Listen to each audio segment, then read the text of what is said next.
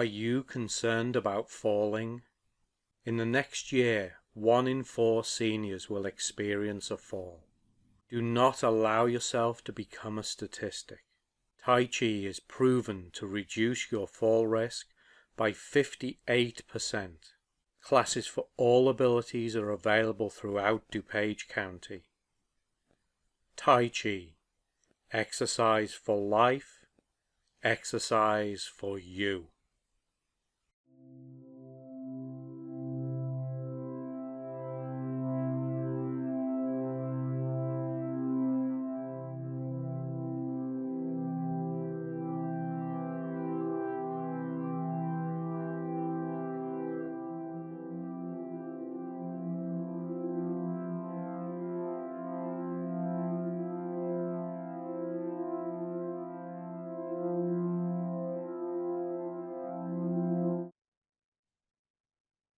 And tap below your collarbone.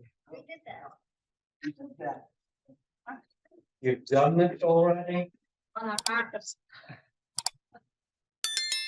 Without you.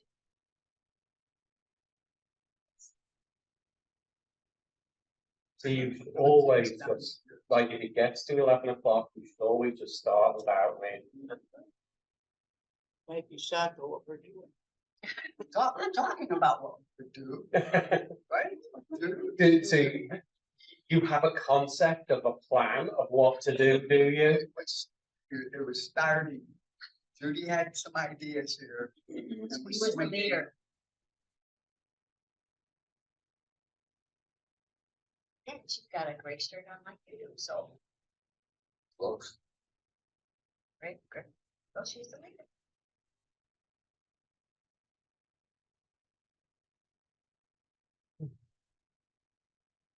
So stimulating our kidney. And then move on to the middle of your sternum, lungs and thymus.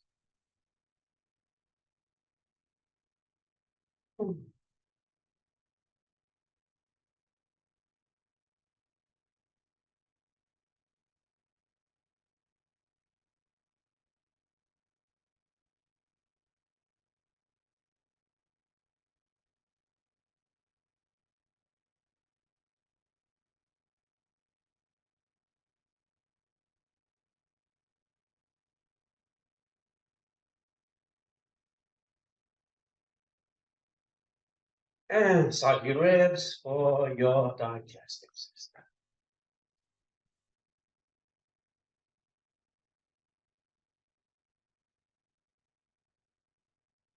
So between you all, I think you can remember these 3 taps. And then swing your arms. So good for you. Tuesday mornings, we do a full half-hour of arm swings. Yeah.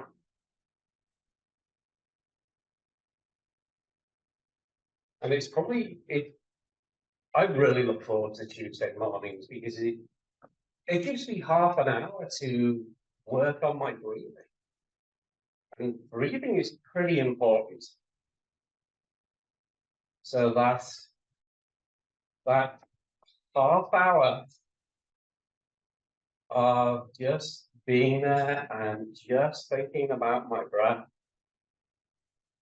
is so good. It really helps my breathing. Really. Good. And loose and relax when you. And it's around 90% of people do not breathe as efficiently as they could do. I want to be in the 10% that does. So how are we supposed to be breathing with this? How are you supposed to be breathing? I'm going to discount the with this on the end of it. I meant with this. So I have 7 tips for good breathing. In no particular order. The first one is that you should breathe through your nose. Your nose is for breathing and your mouth is for eating. That's what one teacher told me when I asked him a question about breathing. Now, there are practices where you do breathe in and out of your mouth. However, those are specific practices that are done for short periods of time. And there are three important reasons why you should breathe through your nose. Does anybody know why we should breathe through our nose? It goes through your lungs. Because your nose is connected to your lungs, that anatomically, absolutely, yes. But it's not why you should breathe through your nose. Because you can breathe through your mouth. Anybody blown their nose this morning? Yep. And what came out? Well, I flushed my sinuses, so lots of stuff. So lots of stuff came out. So all the stuff that comes out is the stuff that your nose filters out of the air. So all of the little particles of pollutants are filtered by those annoying hairs in your nose. And if you breathe through your mouth, the air does not get filtered. So your nose is like your cabin filter on your car. How often do you change the cabin filter on your car? Not very often for most people. Never. Should do. Then oh, the air filter? Now, That's something different. so there are generally two air filters on the car. There is an engine air filter, which filters obviously the the air that goes into the engine. And then there is the cabin filter, which filters all of the air that is drawn in through the intake system and blown into. Yeah. So changing the cabin filter on your car is actually really helpful for your breathing and for your nose, because you've got a preliminary filter that's filtering out a lot of stuff before it gets to your nose. Is that something you can do, or do you have to take it to the dealer? Oh, you can do it. You can It's actually a lot easier than you think. Really? Yeah, it's in most cars these days, it's in the glove compartment. Really? Yeah, so you just, you open the glove compartment, and it's usually, if you reach in, there's a little clip that'll allow it to open. And there's a little latch there, and you just take the latch off, pull the filter out, and put a new one in. Yeah, and they charge you like $50 for like 3 minutes work. It takes a mechanic to do. You know when that started? What your models? No, Oh. I don't know when they started installing those. But it's been years, they always say, make It's, sure your glove compartment is in. You yeah, need to access the glove compartment. Yeah. So it's been a while. I didn't know why I had a compartment. Sure. it's funny you asked that, because that's one of the jobs on my list today, is to change mine. Ah,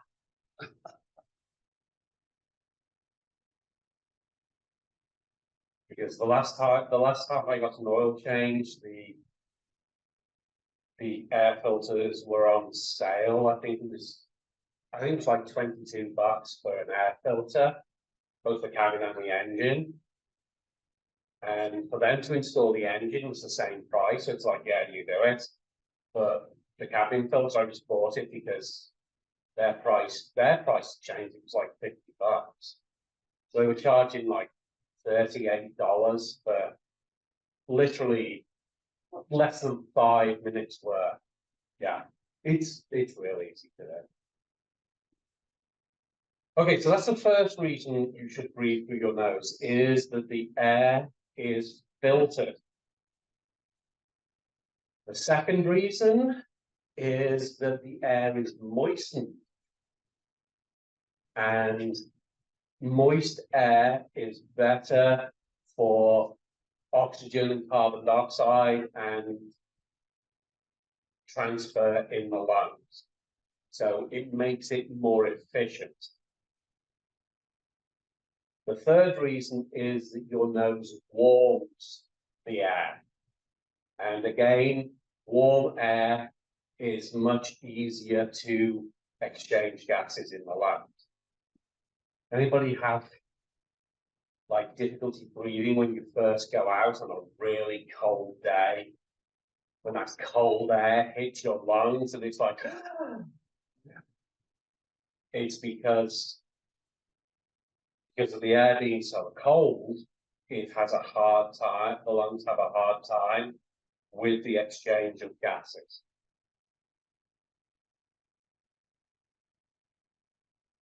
So, for general day-to-day breathing, breathing in Tai Chi, unless I tell you very specifically otherwise, breathing through your nose is preferable. Definitely the inhale. The exhale, you know, you don't, there's not a big advantage to breathing through your nose, other than the fact that your nose is designed for breathing.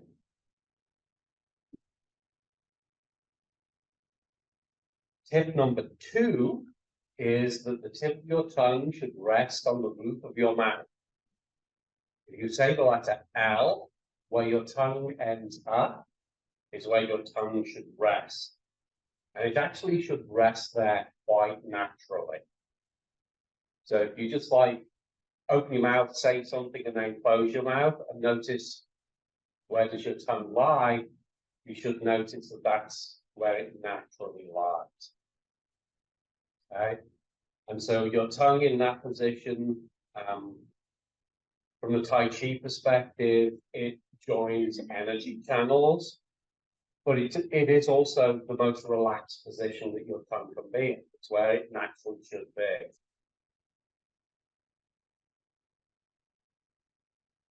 Tip number 3, which is probably the most important thing about breathing, is that your breathing should be abdominal. Okay, so allow your arms to come to a rest. And turn your waist so your arms swing. Arm back, nice and loose and light.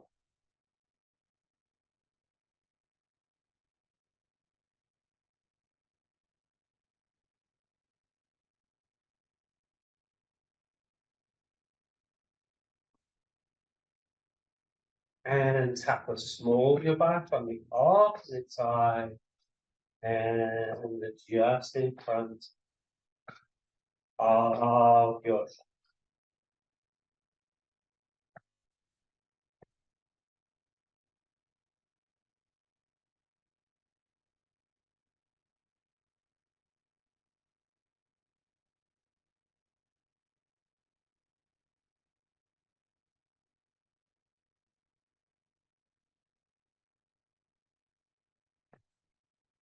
And take your arms out.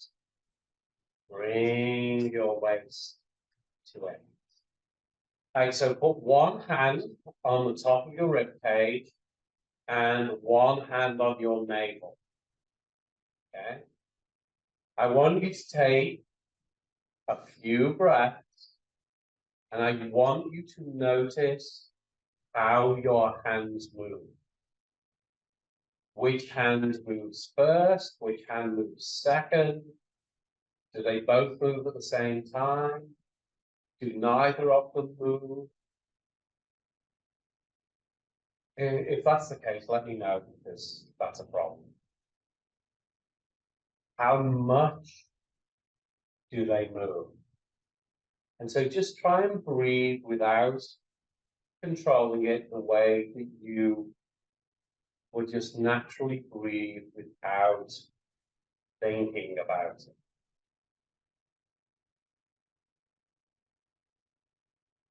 Just take a few breaths.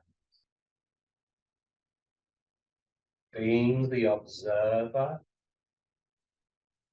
trying to notice where your breath is at this moment.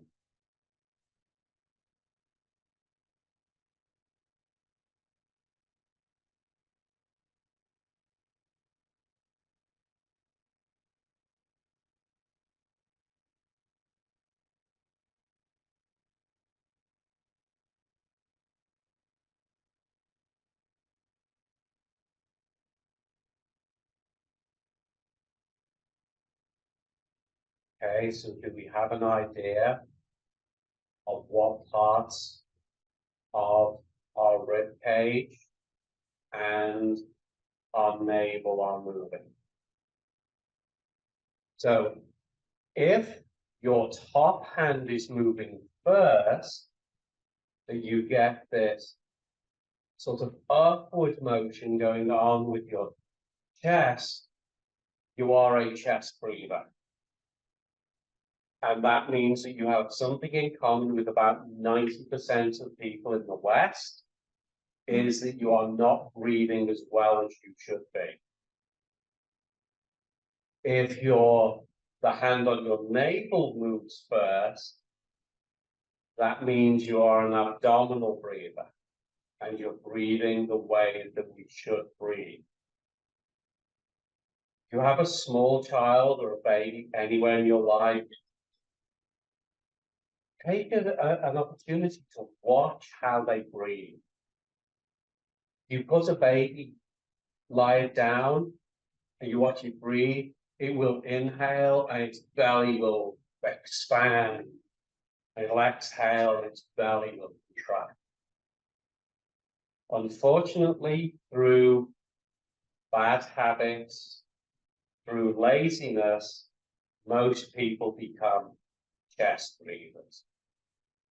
So, basic anatomy, the bottom of your rib cage is where your diaphragm is. Diaphragm is the muscle that controls your breathing, and it's a flat muscle that sits along the bottom of your ribs. So we all know you should feel your ribs and notice that they come up at the front and they join at your sternum. So your diaphragm is actually this dome shape. The action that you take to inhale should be that you tense your diaphragm. You contract your diaphragm. If you contract your diaphragm from this shape, it will go flat. Okay, because here is relaxed, here is the muscle tense. So what happens to your chest cavity if the floor of your chest cavity goes from here to here? What happens to this part of your body? It gets bigger, okay, because you have this much space. You contract your diaphragm, it goes to here. Now you have this much space. And what can we not have? A vacuum. So air is drawn in to the lungs, take up the space that you've created from here to here. So what happens to your abdominal cavity when that happens? Does it get bigger or smaller? Your abdominal cavity is from here to here. You tense your diaphragm, this happens. What's happened to your abdominal cavity? It's got smaller. But you can't compress very much your internal organs, so what happens to them? They push out. Because you've got this space is full, you make the space smaller, and everything in that space has got to go somewhere, so your belly goes out. Yes, it is. Okay, so this is the basic action of abdominal breathing, is that you tense your diaphragm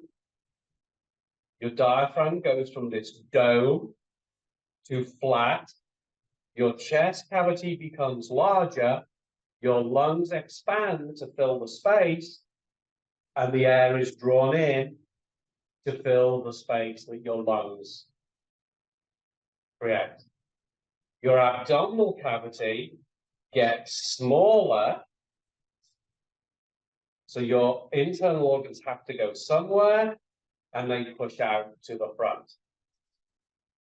Okay? So one hand on the top of your rib cage again, one hand on your navel. Now, what I want you to think about is only your navel. Do not think about your breathing. What I want you to do is to push your navel out. Now, I want you to suck your navel in. Push your navel out. Suck your navel. Now, this, if you are not an abdominal breather, may take a bit of figuring out how to do.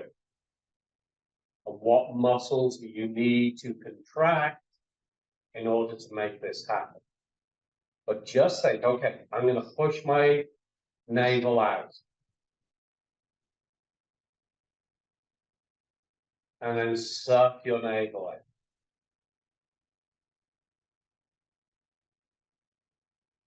So you push your navel out. Suck your navel. Push your navel out. Suck your navel. Now, as you do that, begin to notice what happens with your breath. What happens with your breath as you push your navel out? Exhale.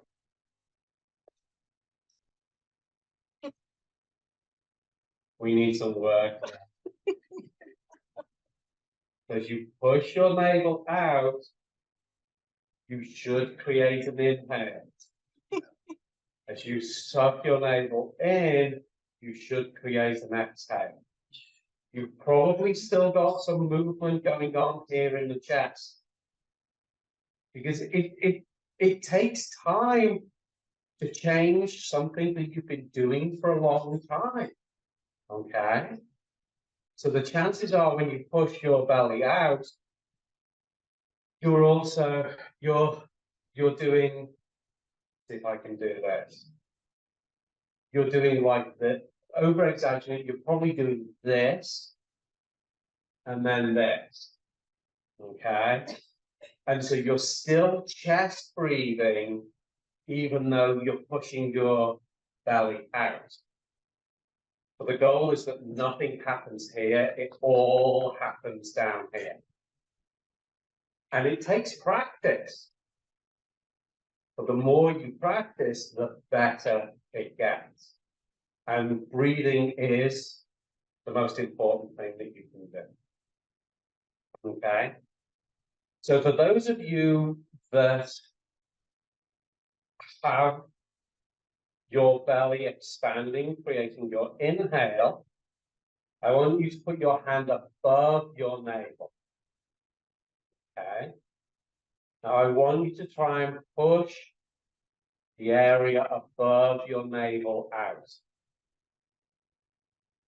And then suck the area above your navel in, and nothing happens up here in the chest. So you push out above the navel, suck in above your navel.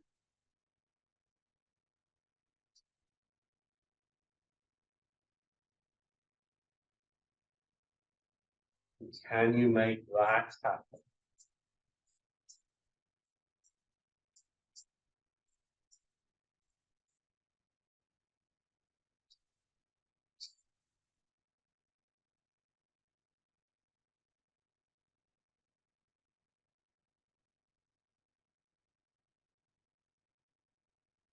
Now, move your hand below your navel. Now again, with nothing happening in the chest, can you push out the area below your navel?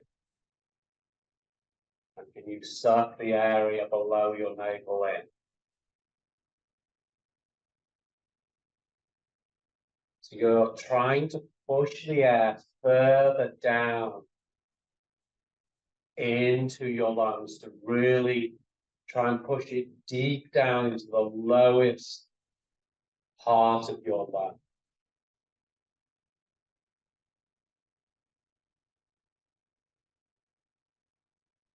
So typically most people will refer to, if your hand is on your navel, this is abdominal breathing.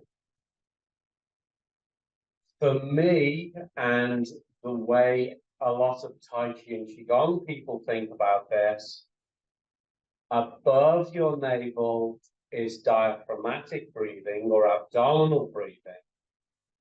Below your navel is what they call Danchen breathing, where you're breathing into your center. You're trying to bring the air deeper down into your lungs to really try and fill your lungs as much as you can.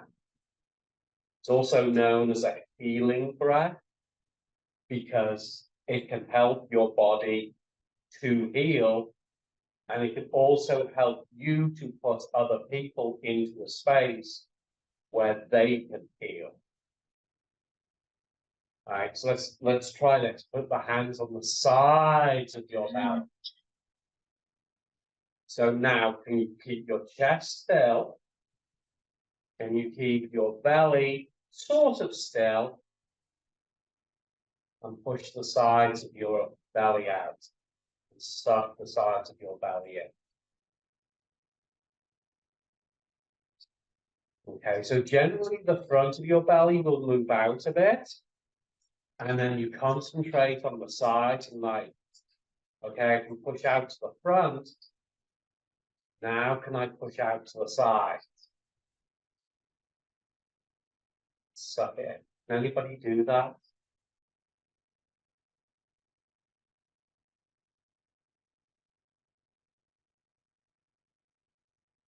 Yeah, maybe.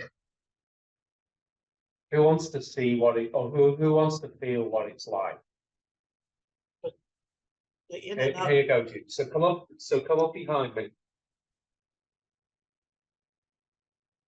Okay. So you're going to put your hands on the side of my belly, right there. Just don't press, just hold them there. Okay.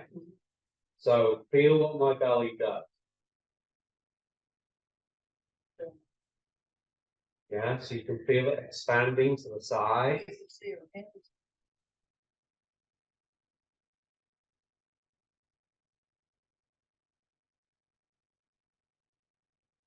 So like my chest, this is really difficult to do from the side. It's like both. So my chest, so keep your hands out here.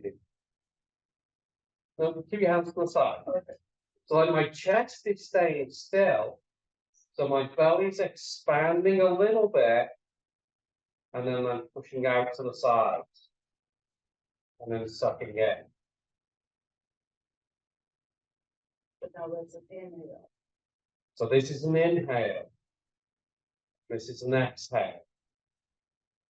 Your hands get pushed away because on this side my spleen is pushing out. On this side my liver is pushing out because my diaphragm is pushing down. I'm pushing them out to the side. Yeah? Yeah. Now you can also do it on the back. So like you can put your hands on the small of your back, and I can make my back expand as well as that. And this is what they refer to as 6 directional breathing. That you have this downward motion of the diaphragm, which makes the lungs move down, which makes your belly go out. That your ribs expand to the front, to the sides, to the back, and they also expand upwards. But you don't want to confuse upward with chest breathing.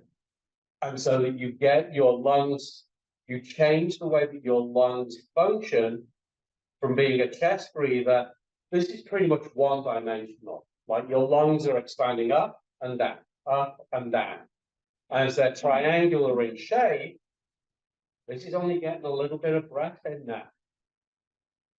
So your lungs are like this shape. All the big capacities at the bottom. So the more you can bring air in and down to the bottom of your lungs, the more what they call tidal flow, the more air you have coming in, the more air you have going out. The bigger your tidal flow, the more efficient the exchange of gas is in the lungs. And you are healthier because more toxins are expelled from your body through your breath than through any other method. Most people think of when you go to the toilet, that's where you expel toxins. But your breath expels more because it's going on 24 hours a day. Is that why when you take these deeper breaths, you sort of get lightheaded if you're not used to doing that? You getting lightheaded when you take deeper breaths. That actually is it's not an easy question to answer, but the basic answer is yes. Because you get better gas exchange in your brain, and your brain suddenly gets flooded with oxygen and it gets toxins taken away, so you get a little lightheaded. But the reason is actually a little deeper than that. Okay. And that, for your health, is the most important thing that you could ever do, is change from being a chest breather to being an abdominal breather. Now, if you can just switch from the breath being here in the chest to here in the belly, it'll make a huge difference. Or if you can make it happen in the belly to the bottom, to the front, to the sides, to the back, and to the chest, even bigger benefit. That you get a complete breath, you get a bigger tidal flow, you get more efficient exchange of gas in and out of the lungs. And your entire body is dependent on your breath. You only go 3 minutes without breathing. That's it. Okay. So the next thing on my list is at the end of your exhale, there should be a short, natural pause.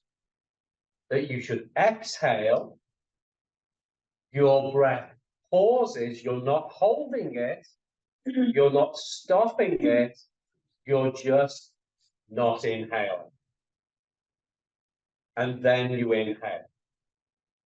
There may be one at the end of the inhale, there may not be. Doesn't matter. That one's unimportant. It's the pause at the end of the exhale that's the important one. The pause at the end of your exhale indicates that your exhale is complete. That you've exhaled everything that you need to exhale, everything that your body is capable of exhaling. And then you inhale. If that pause is not there, you are actually inhaling before you have completed your exhale. And even though you may be abdominally breathing, like if this is your tidal flow, let's say to here, if you're abdominally breathing, it's likely to be here, or if you're abdominally breathing and you have a pause at the end of the exhale, it's much bigger. Okay, so if this is my full tidal flow, if I don't have the pause, I'm exhaling, exhaling, exhaling, oh, inhaling. I don't complete my exhale, which means I still have toxins in my lungs. Okay, and that's a really difficult one because the moment you think about it, you put it there, So you have to try and sneak up on yourself. You have to be sitting there breathing and like, all right, I'm going to notice, is it there, is it not? And you just have to sneak up on yourself to try and find out whether it's there. Because it's not a hold, it's not that you exhale, hold your breath and then inhale. It's just that you exhale, you pause, and then you inhale.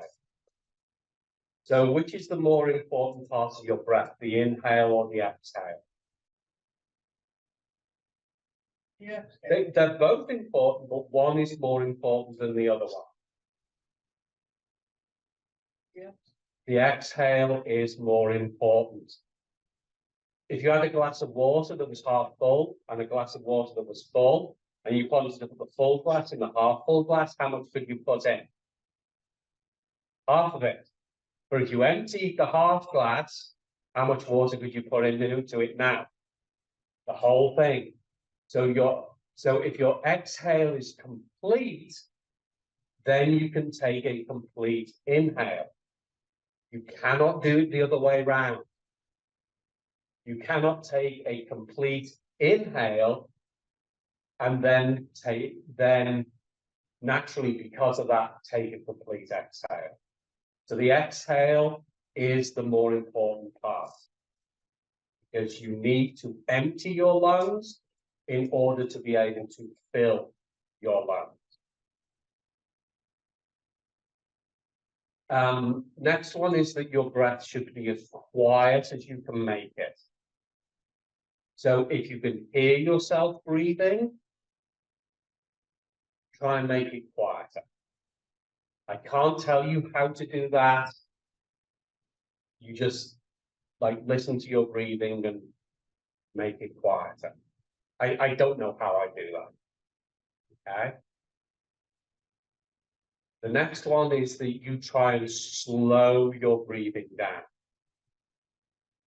So rather than taking a big gulp of air, you try and take a long sip of air. So rather than you try and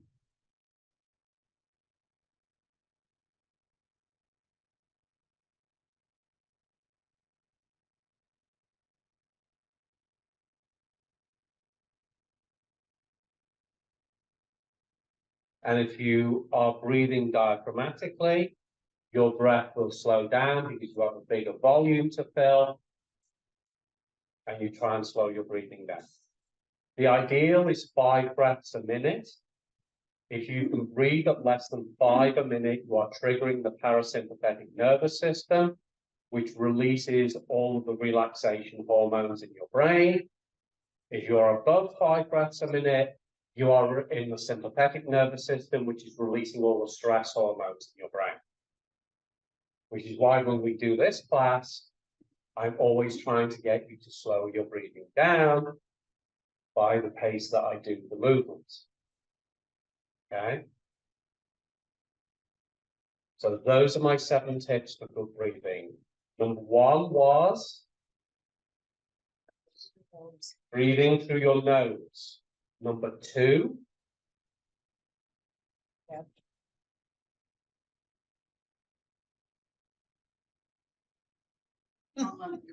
tongue on the roof of your mouth. Yeah, I wasn't being rude, I was trying to hint. Number 3, Judy, was abdominal breathing. Number 4 was the pause at the end of your exhale. Number 5 was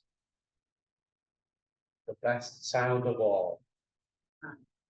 None. The sound of silence. And number 6, slowing your breathing down. And then number 7 is you want to practice long enough and well enough that all of those 6 things become a subconscious action.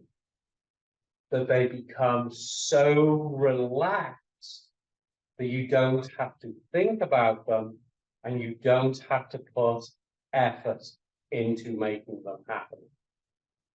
That your breath becomes so, I don't like the word deep, but I'm going to say deep. Deep as in that you're bringing it as far deep down into your belly as you can. That your breath slows down, it becomes quiet. And the word that somebody, a fellow student, said to me when we were talking about breathing, he said his breath had become almost imperceptible. He was down to less than 3 breaths a minute. So like the movement on his abdomen was so slow, you could hardly see it moving. His breath was so quiet, you couldn't hear it. And I'll always remember that word he uses. My breath is becoming almost imperceptible. And when you do all of those things, you are providing your body with the most important energy that it needs, and you are releasing all of the spent energies that your body has used and let go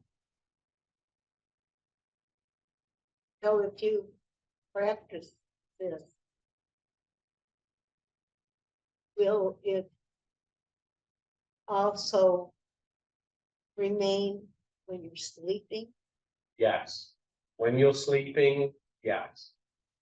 Generally, when you are sleeping, because your conscious mind is quiet, most of these things will happen anyway. Because the moment that you take your conscious mind out of the equation and you return to the state where you have let go of everything, of all the thoughts, emotions, and all those things you have, and then you just return to a natural way of being, you will tend to revert to being an abdominal breather. You will tend to have your breath slow down for it to become quiet. The big problem that a lot of people have when they're sleeping is they become mouth breathers when they sleep, rather than nose breathers, which is why you can get those sticky things to put over your mouth to keep your mouth closed at night, to force yourself to breathe through your nose. Yeah.